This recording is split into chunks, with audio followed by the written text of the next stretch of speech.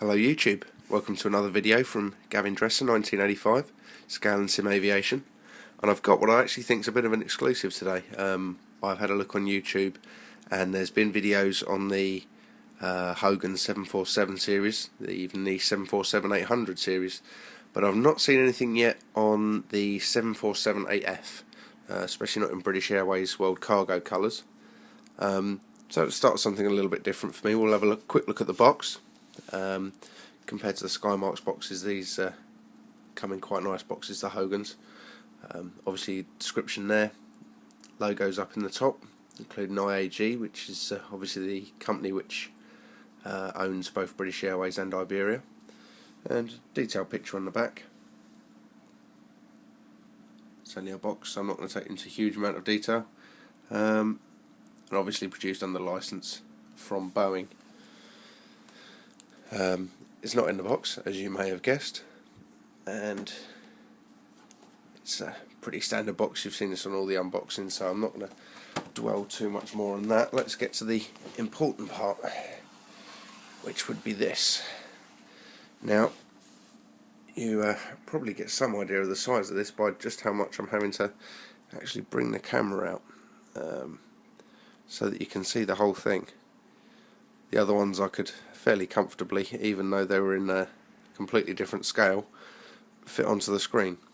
So this is a 1:200 scale model, and all I can say is it's huge. I'm looking forward to getting a 1:200 scale A380, and if this gives some idea of the size of them, then that's going to be a pretty huge model as well. So Hogan, much more detailed than the Skymarks models. Obviously we've got the landing gear. I'll see if I can actually show that zoomed in a little bit, and you can see the detailings there looking a lot better than we had on the Virgin A330 in my last video. While we're here, obviously on this it helps that it's probably actually fairly large on the real aircraft. Global supply systems, and we move down, British Airways World Cargo logo on the side. As you can see, detailed landing lights in the wing root. The wings themselves are also very nicely detailed on this, and you can see there ailerons, flaps, spoilers, all modelled on there.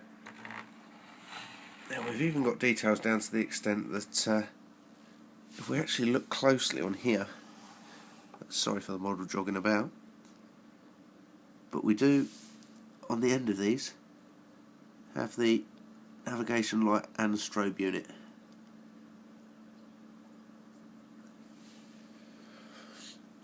I like the fact that this model's got the nice sweep of the 747-800 wing. And not only does it have the sweep, but if I show you from the front, it does actually have the wing flex as well. It's quite a heavy model, so it's moving about a fair bit on the stand that comes with it. And we'll take a quick look down here at the main gear.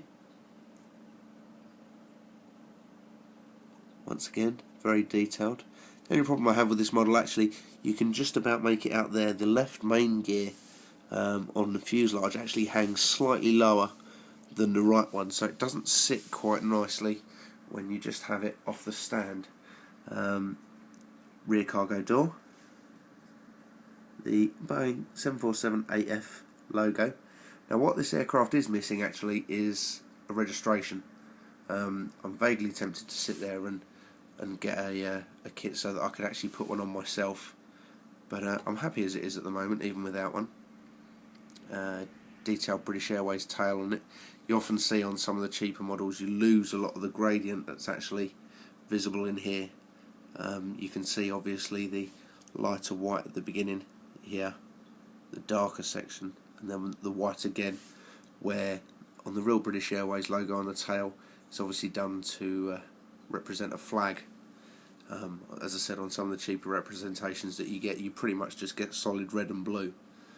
So it's nice to see this. The engines. Now, nothing on the outside decal wise, sorry about the zoom there, and that's going to keep mucking up on me at the moment. There we go. So we can see the detail on the engines there. If I come to the inboard engine in here, you can see obviously the strake down the side of the engine that it's got. Obviously the fairly predominant detail of the new style cowlings on Boeing's engines with the shark's tooth. I can't get the hang of this zoom at the moment today. Really not having any of it. I think it might be the reflection of the light actually that's playing havoc with that slightly. So we'll try and get it, and it's still not having it. Bear with me 1 second. Let's come out a little bit and try again. There we go. Right, so we go in. Detail on the actual rear cone of the engine there. You can see that's all very good. And if we can take a look through the engine, this obviously gives you an idea of the difference in detailing between this and the Skymarks model we looked at before. They do spin. I'm not going to blow down them on the video because there's no point. I don't think they'll carry on spinning long enough for me to actually be able to film it and get it in focus. But the blades do spin, and once again it's darker on this video than it is in real life. The central spinner is actually a dark grey and the blades themselves are lighter, so you can differentiate between them. It's very nice in that respect. Up on top we've got the representation of the rotating beacon, the crew emergency hatch which is up on the top, and then unlike the Skymarks models we've just got it's quite nice really in that it's plain grey stand which the aircraft sits on. So let's just zoom it out so you can once again get a view of the whole thing. Absolutely beautiful aircraft. I think the only thing that I could possibly ask for that you'd want any more of something like this would be the antenna to be included on it as well, which possibly on a Gemini or such model you might have. This being a snap together kit is yeah, very much impressed with it. By far and away the largest model that I've got in my 1-200 collection at the moment, and I'm very proud of it. So please feel free to drop any comments below, rate and subscribe. That's all for this video now. I do have the Geminis, those will be coming up next. It will probably be the Scandinavian next, as I hopefully within the next week or so should be receiving a new Gemini Alaskan model, which I'll look at possibly in the same video as the 737-700 series. But I shall see what you guys think on that. So yeah, comment, rate and subscribe, and until next time YouTube, arrivederci.